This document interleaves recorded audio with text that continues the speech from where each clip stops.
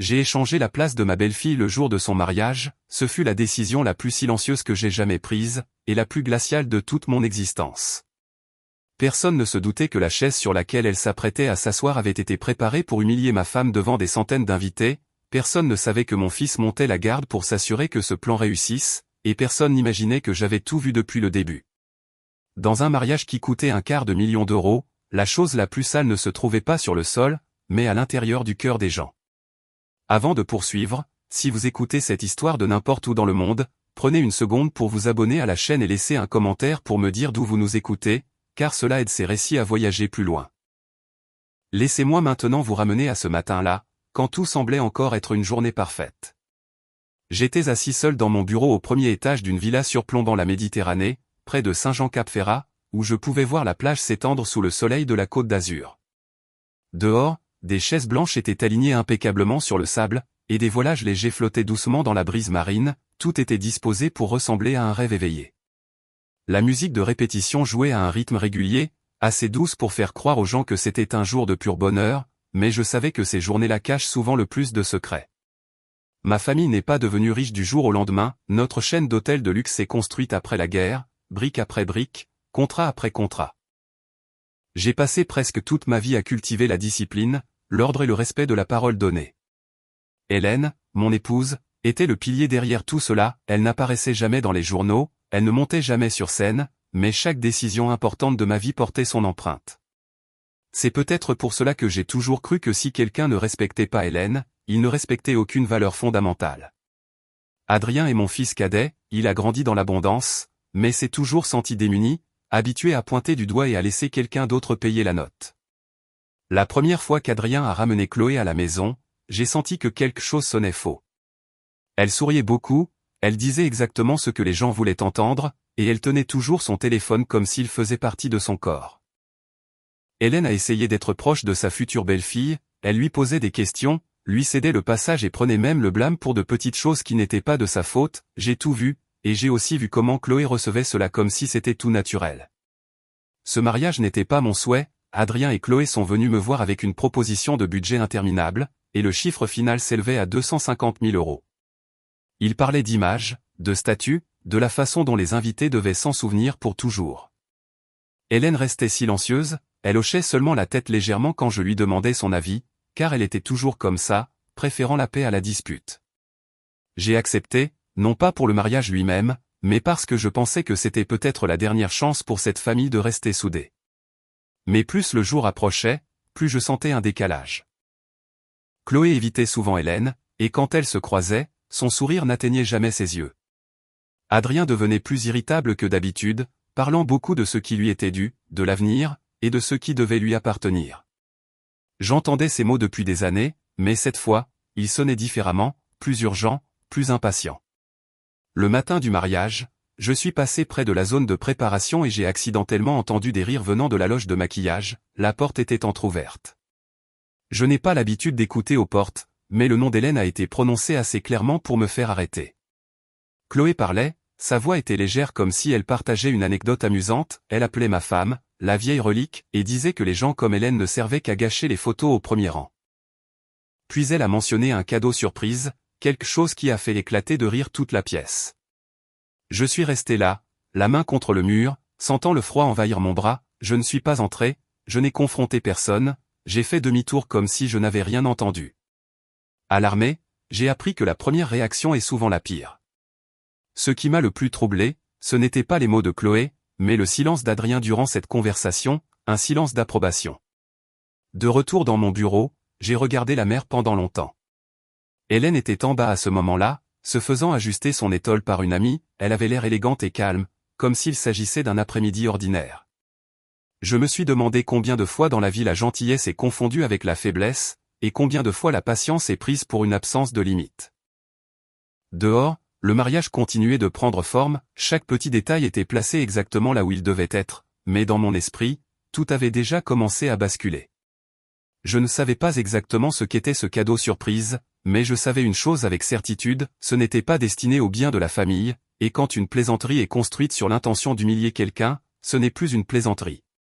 Je me suis levé, j'ai ajusté mon veston et je me suis dit qu'il y a des jours où le devoir d'un père n'est pas de consoler, mais d'observer jusqu'à ce que la vérité se révèle. Ce jour-là, sous le soleil de la Riviera, j'ai choisi le silence, mais ce silence n'était pas un pardon, c'était seulement la première étape. J'ai quitté le bureau quand le soleil était déjà haut dans le ciel. Dehors, l'air s'animait, des bruits de pas, des voix qui s'interpellaient, et les derniers tests musicaux se mélangeaient. Je marchais lentement, non pas à cause de mon âge, mais parce que je voulais tout voir clairement.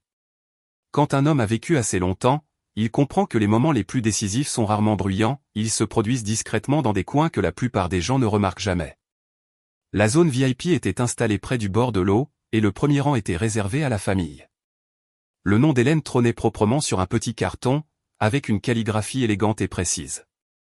Je me suis arrêté quelques secondes juste pour être sûr de ne pas me tromper, tout semblait parfaitement normal, et si je n'avais pas entendu ces mots dans la loge, j'aurais passé mon chemin en croyant que cette journée se déroulerait comme n'importe quelle autre. Il restait 15 minutes avant le début de la cérémonie. Chloé est apparue par derrière, encore dans sa robe de mariée mais sans son voile. Elle ne m'a pas remarqué, ses yeux balayant les alentours comme pour vérifier si quelqu'un regardait. J'ai reculé d'un demi-pas derrière une colonne décorative, ce n'était pas de la curiosité, c'était un réflexe forgé par des années d'expérience. Chloé s'est penchée à côté de la chaise portant le nom d'Hélène, et d'un petit sac à main, elle a sorti un flacon transparent de colle industriel, le genre utilisé pour souder le métal et le bois, pas quelque chose qu'une personne transporte par hasard. Elle a ouvert le bouchon et a pressé doucement, une couche épaisse s'est étalée sur le siège, sans hâte, avec un soin glacial. Je pensais que je ressentirais de la colère, mais non, le premier sentiment fut la clarté. Chaque pièce du puzzle que j'avais entendu ce matin-là s'emboîtait. Adrien se tenait à quelques mètres de là, tournant le dos à Chloé, mais sa tête était légèrement inclinée comme s'il écoutait attentivement. Quand Chloé a eu fini, il s'est retourné et a souri faiblement. Je ne pouvais pas entendre chaque mot, mais j'en ai entendu assez, il disait que maman aimait toujours attirer l'attention et que c'était juste une façon de lui donner une leçon, car quand tout le monde se lèverait pour applaudir, la robe ne resterait pas intacte. J'ai regardé mon fils, et à ce moment-là, je ne l'ai plus reconnu, non pas à cause de ce qu'il disait, mais à cause de la façon dont il le disait, calme et décontracté, comme s'il parlait de la météo. Chloé a rebouché le flacon et l'a glissé dans son sac, s'est redressée, a ajusté sa robe et s'est éloignée, laissant la chaise silencieuse sous le soleil. Adrien l'a suivi sans jamais regarder en arrière. Je suis resté là quelques secondes de plus, la brise marine faisait bouger doucement les rubans blancs, et personne aux alentours n'avait remarqué ce qui venait de se passer. Je savais que si je sortais de l'ombre à ce moment-là, si je les appelais, tout exploserait immédiatement, mais les explosions n'apportent pas toujours la justice, elles n'apportent parfois que le chaos. Je me suis penché vers la chaise, la colle était encore humide. J'ai approché ma main sans la toucher, sachant pertinemment ce qu'elle ferait. Dans mon esprit, mes années de service militaire me sont revenues, des leçons sur le contrôle, l'observation et l'utilisation des propres actions de l'adversaire pour le démasquer. Je n'ai pas réfléchi longtemps, la décision est venue naturellement, comme si je savais ce que j'allais faire depuis l'instant où j'avais entendu ces rires dans la loge. J'ai retiré le carton indiquant le nom d'Hélène de la chaise, sans précipitation, sans attirer l'attention. J'ai marché vers la table d'honneur où la chaise de la mariée occupait la place la plus prestigieuse. J'ai regardé autour de moi, tout le monde était occupé par les derniers préparatifs, et personne n'a remarqué un vieil homme aux cheveux gris tenant 2 petits cartons. J'ai inversé les places. La chaise imbibée de colle a été placée à la position de la mariée, et la chaise propre est retournée au rang familial où Hélène s'assiérait. J'ai tout ajusté soigneusement pour que cela paraisse parfait, exactement comme avant. Quand je me suis redressé, aucune alarme n'a sonné, aucun regard suspect ne s'est tourné vers moi. Je me suis fondu dans la foule, mon cœur battant régulièrement, non pas par nervosité, mais par certitude. Je n'ai pas fait cela pour me venger, je l'ai fait pour arrêter une humiliation soigneusement planifiée et pour laisser la vérité trouver son propre chemin vers la lumière. Quelques minutes plus tard, j'ai vu Hélène marcher vers le rang familial, elle m'a souri de ce sourire familier et serein. Elle s'est assise à sa place, ignorant que quelques minutes plus tôt, cet endroit portait une intention bien différente. Je lui ai fait un léger signe de tête, une assurance silencieuse. La musique a commencé, les invités se sont installés. Chloé est apparue à nouveau, cette fois avec son voile couvrant son visage, marchant lentement et avec confiance, comme quelqu'un qui croit que tout est sous contrôle. Je me tenais à l'arrière, observant chaque pas. Il n'y avait plus de questions dans mon esprit, seulement une pensée claire, certains pièges sont creusés pour que d'autres y tombent, mais certains pièges attendent simplement que la bonne personne revienne s'y asseoir elle-même. Et c'est ainsi que la cérémonie a commencé. Sous ses apparences parfaites, la musique s'est adoucie et la cérémonie s'est déroulée avec une précision presque artificielle. Je me tenais légèrement en retrait, assez près pour saisir chaque petit mouvement, assez loin pour éviter les poignées de main insignifiantes. Chloé a récité ses vœux d'une voix assurée, comme si chaque mot avait été répété maintes fois devant un miroir. Adrien a répété après elle, ses yeux se tournant brièvement vers le rang familial où Hélène se tenait droite, les mains jointes sur ses genoux. Rien ne se passait, et c'était ce calme qui me disait que le point culminant n'était pas encore arrivé. Quand les applaudissements ont clôturé la cérémonie formelle, j'ai senti une légère pression contre l'intérieur de la poche de mon veston. Adrien m'avait demandé ce matin-là de garder quelques documents pour lui, disant que sa veste était trop serrée. J'avais acquiescé sans poser de questions. Maintenant, alors que nous attendions de nous diriger vers la réception, j'ai glissé ma main dans ma poche, avec la simple intention de remettre les choses en ordre. Le papier rigide a effleuré mes doigts d'une manière inhabituelle. Je n'ai pas l'habitude de lire les documents des autres, mais certaines choses dans la vie n'arrivent pas par politesse. J'ai sorti les papiers, ouvert la première page, et d'un seul regard sur la signature, j'ai compris pourquoi Adrien n'avait pas voulu les garder sur lui. Mon nom était là, ma signature était là, mais je ne l'avais pas signé. C'était un testament provisoire doublé d'un transfert de droit d'usage pour la propriété familiale. La date des faits était clairement inscrite, immédiatement après le mariage. Chaque ligne était soigneusement rédigée, assez pour tromper quelqu'un qui ne ferait que survoler le texte. Mais j'ai signé trop de documents dans ma vie pour ne pas voir la différence, l'écriture était plus raide, la pression inégale, une copie née de la hâte et de l'avidité. J'ai replié les papiers. Le sentiment dans ma poitrine n'était pas le choc, c'était la confirmation. Les mots surpris ce matin-là, la chaise préparée, l'impatience dans les yeux d'Adrien. Tout tournait autour d'une seule chose, la propriété, et non la famille ou la parenté, juste les actifs. Les invités commençaient à se diriger vers le lieu de réception. J'ai remis les papiers dans ma poche et j'ai choisi de ne rien dire pour l'instant, non par hésitation, mais parce que je voulais voir comment ils se comporteraient une fois qu'ils croiraient que tout était déjà entre leurs mains. La vérité, comme la marée, a besoin du bon moment pour monter. La réception était somptueusement organisée, des lumières dorées et chaleureuses tombaient sur des tables nappées de blanc. La table d'honneur trônait au centre, légèrement surélevée, attirant tous les regards.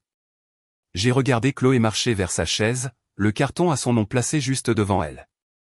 Elle n'a pas regardé en bas, elle n'a pas vérifié, la confiance de celui qui croit que son plan a réussi ne laisse aucune place au doute. Hélène était assise à la table familiale, discutant doucement avec quelques connaissances, paraissant plus à l'aise que ce matin-là. Je l'ai regardée, puis j'ai pensé au papier dans ma poche, réalisant que certaines formes de protection ne se produisent pas en un instant mais s'étendent sur des années à travers chaque décision que l'on est forcé de prendre. Le maître de cérémonie a commencé le discours d'ouverture. Chloé souriait, s'est levée et a salué les invités comme quelqu'un habitué aux caméras. Elle a parlé d'amour, de parcours, des défis qu'ils avaient surmontés, chaque phrase était polie pour sonner parfaitement sur le direct des réseaux sociaux. Adrien se tenait à côté d'elle, une main posée sur le dossier de la chaise, ses yeux dérivant vers moi de temps en temps comme s'il attendait un signe d'approbation. Je n'en ai donné aucun, je me suis contenté d'écouter. Tandis que Chloé parlait, le contraste entre l'image et la nature profonde devenait plus clair que jamais. Une personne peut parler sans fin de la famille tout en préparant des documents pour la dépouiller, une personne peut porter du blanc tout en prévoyant d'humilier quelqu'un lors d'un jour sacré. Quand le discours s'est terminé, l'animateur a invité la mariée à s'asseoir pour préparer la séquence suivante, une vidéo commémorative. Chloé s'est retournée vers sa chaise, a posé ses mains sur le siège et s'est assise avec l'assurance de quelqu'un qui attend la prochaine salve d'applaudissements. J'ai regardé ce moment sans ciller, non parce que je souhaitais que quelque chose de mal arrive, mais parce que je savais que chaque déguisement a sa limite. J'ai ajusté mes boutons de manchette, sentant les papiers toujours là, ce testament forgé, ces documents de transfert créés pour prendre et non pour bâtir. Je ne savais pas exactement quand je prendrais la parole, je savais seulement que lorsque je le ferais, je parlerai une seule fois, assez pour n'avoir jamais à me répéter. La vidéo a commencé, les lumières de la salle se sont tamisées et de vieilles images ont rempli le grand écran, Adrien enfant, les vacances à la mer, les soirées en famille. J'ai entendu quelques soupirs d'émotion dans la salle, mais je n'ai pas regardé l'écran, j'ai regardé Chloé. Elle se tenait droite, les mains sur les genoux, les yeux fixés vers l'avant, ignorant totalement que la chaise sous elle tenait plus fermement que n'importe quel vœu prononcé. Dans mon esprit, tout était prêt. Pas de doute, pas d'hésitation. Quand la vérité est déjà entre vos mains, la seule chose qui reste est d'attendre le bon moment pour la placer sous la lumière, et ce moment, je le savais, était très proche. La vidéo jouait encore quand l'animateur a repris la parole d'une voix douce mais assez claire pour percer l'émotion ambiante. Il a invité la mariée à se lever pour recevoir une surprise spéciale de la part de ses amis. C'était un moment classique dans ce genre de mariage, conçu pour déclencher des applaudissements et des larmes au bon moment. Chloé a souri, a posé ses deux mains sur les bords de la chaise, se préparant à se lever exactement comme elle l'avait pratiqué. J'ai vu cette confiance clairement, elle ne venait pas du bonheur, elle venait du sentiment de contrôle. Puis tout s'est figé. Chloé s'est penchée en avant, mais le bas de son corps n'a pas bougé. Le sourire sur son visage s'est figé comme une photographie. Elle a essayé de nouveau, avec plus de force cette fois. La chaise a émis un bruit sourd, pas fort, mais assez inhabituel pour que quelques personnes aux tables voisines tournent la tête. Adrien a froncé les sourcils et s'est penché pour lui murmurer quelque chose. Chloé a secoué la tête et a répondu à voix basse, le ton tendu. Je ne pouvais pas entendre les mots, mais j'ai vu sa main se crisper sur le bord de la table. L'animateur hésitait sur scène, essayant de maintenir le programme avec une plaisanterie maladroite, mais personne n'a ri. Adrien a posé une main sur l'épaule de Chloé et a tiré doucement. Ce fut le premier instant où la robe de mariée a produit un son que Chloé n'oubliera jamais. Ce n'était pas un coup sec, ce n'était pas violent, juste un bruit de déchirement sec, amplifié par les micros dans une pièce devenue totalement silencieuse. Toute la salle semblait retenir son souffle. Chloé a poussé un petit cri, non de douleur mais de panique, se penchant en avant pour essayer de couvrir la partie de la robe qui n'était plus intacte. Adrien est resté pétrifié, les mains en l'air, hésitant entre tirer de nouveau ou lâcher prise. Tous les regards se sont tournés vers la table d'honneur. Des téléphones se sont levés par instinct, puis se sont abaissés rapidement quand les gens ont réalisé que ce n'était plus un divertissement. Je suis resté assis, je ne me suis pas levé, je n'ai pas regardé autour de moi, j'ai seulement regardé Chloé, maintenue en place par la chaise même qu'elle avait préparée pour une autre. Le silence s'est propagé dans la pièce, épais et pesant, et personne ne savait comment le rompre. L'animateur a bafouillé quelques excuses, suggérant une brève pause, tandis que le personnel commençait à s'approcher. Puis Adrien a tiré à nouveau, et cette fois, le bruit de déchirement fut sans équivoque. Chloé a fondu en larmes, pas le genre de pleurs destiné aux caméras, mais l'effondrement de quelqu'un qui réalise qu'il a franchi une ligne qu'il ne pourra jamais repasser. Je me suis levé. Le bruit de ma chaise était discret, mais à ce moment-là, c'était assez pour attirer l'attention. J'ai marché lentement vers la scène et j'ai pris le micro des mains tremblantes de l'animateur.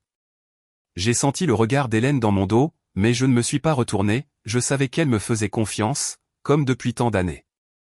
Je suis désolé, ai-je dit d'une voix calme, c'est peut-être le moment où nous devons faire une pause. La salle est devenue un tombeau. J'ai regardé directement Chloé. Elle a levé les yeux, le regard rougi, son maquillage commençant à couler. À cet instant, elle n'était plus une mariée, plus une influenceuse, juste une jeune femme qui avait peur. Chloé, ai-je continué en gardant un ton stable, tu as dit un jour que ce mariage avait besoin d'un souvenir inoubliable.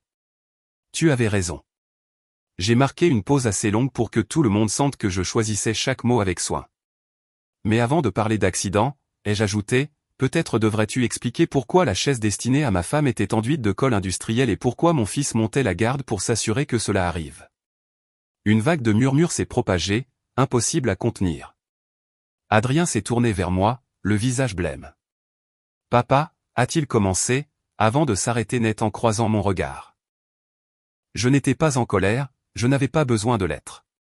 Et pendant que nous parlons de choses soigneusement préparées, ai-je poursuivi, j'aimerais aussi poser des questions sur les documents qu'Adrien m'a demandé de garder ce matin. J'ai plongé la main dans ma poche et j'ai sorti les papiers, les brandissant sans les ouvrir. Ce simple geste a fait reculer Adrien d'un demi-pas, c'est un testament et un accord de transfert, ai-je déclaré. À mon nom, avec une signature imitée avec beaucoup de soin, mais pas assez pour me tromper. Personne ne parlait plus. On entendait seulement le bruit des vagues au loin, régulier et implacable. Chloé regardait alternativement la chaise sous elle, les papiers dans ma main, puis sa robe déchirée. Chaque couche de l'image qu'elle avait bâtie pour ce jour s'effondrait pièce par pièce, devant les personnes même qu'elle avait voulu impressionner. J'ai baissé légèrement le micro, ma voix se faisant plus profonde. Je ne suis pas ici pour humilier qui que ce soit. Je suis ici parce que certaines plaisanteries n'en sont pas et que certains documents ne sont pas des erreurs. J'ai rendu le micro à l'animateur et je suis retourné vers mon siège sans attendre de réaction. Je n'en avais pas besoin, tout ce qui devait être exposé était désormais en pleine lumière. Chloé restait collée à sa chaise, Adrien restait à ses côtés, sans voix. Et dans ce lourd silence, je l'ai su, le point de non-retour avait été franchi. Après mon retour à ma place, plus personne n'avait l'audace d'appeler cela une fête. La musique a été complètement coupée. Le personnel s'est rassemblé en petits groupes, chuchotant, leur regard dérivant vers la table d'honneur avant de s'en détourner prestement. Chloé restait assise, immobile, ne cherchant plus à se lever. Adrien se tenait près d'elle, les épaules tombantes, comme si pour la première fois de sa vie, il comprenait que certaines choses ne se réparent pas avec des excuses. Je me suis rassis près d'Hélène. Elle a pris ma main très légèrement. Elle n'a rien demandé, elle n'en avait pas besoin. Ce moment de calme était toute la confirmation dont j'avais besoin. Je me suis penché et je lui ai murmuré que tout irait bien. Hélène a hoché la tête, le regard droit, calme d'une manière qui me serrait le cœur. Il y a des femmes qui passent leur vie entière à maintenir une famille soudée, et ce n'est que lorsqu'elles sont poussées à bout que les autres comprennent enfin le poids de cette patience. J'ai fait signe au régisseur du domaine. Nous avons parlé brièvement, sans élever la voix. Quelques appels ont été passés, assez pour que les autorités légales compétentes arrivent afin de documenter formellement la situation concernant les faux documents. Personne n'a été traîné de force, il n'y a pas eu de chaos, seulement des questions qui exigeaient des réponses qui ne seraient plus données sur une scène de spectacle. Juridiquement parlant, la cérémonie s'est arrêtée là, aucune annonce tonitruante n'était nécessaire. Quand les fondations d'un mariage sont bâties sur la tromperie et l'humiliation, il s'effondre de lui-même sans que personne n'ait besoin de le pousser. Je me suis levé une dernière fois, sans micro. Je me suis approché d'Adrien et de Chloé. Ma voix était basse, seul eux pouvaient m'entendre. J'ai dit que ce n'était pas un jour pour les disputes, j'ai dit qu'ils quitteraient la réception une fois que tout serait réglé administrativement, et qu'avant de partir, ils nettoieraient personnellement ce qui restait de cet événement. Pas par punition, mais par souci de compréhension, chaque acte a un prix. Adrien m'a regardé pour la première fois sans trouver d'argument. Chloé a baissé la tête, sa robe blanche n'était plus parfaite, mais ce qui la faisait trembler n'était pas le tissu, c'était le silence des gens autour d'elle, un silence plus assourdissant que n'importe quel jugement. La nuit est tombée lentement. Les invités sont partis un par un, sans bruit, sans curiosité mal placée. La plage a retrouvé son vide originel. J'ai vu Adrien et Chloé, aidés de quelques employés, débarrasser les tables et les chaises sous les lumières jaunes tamisées. Leur mouvement était gauche.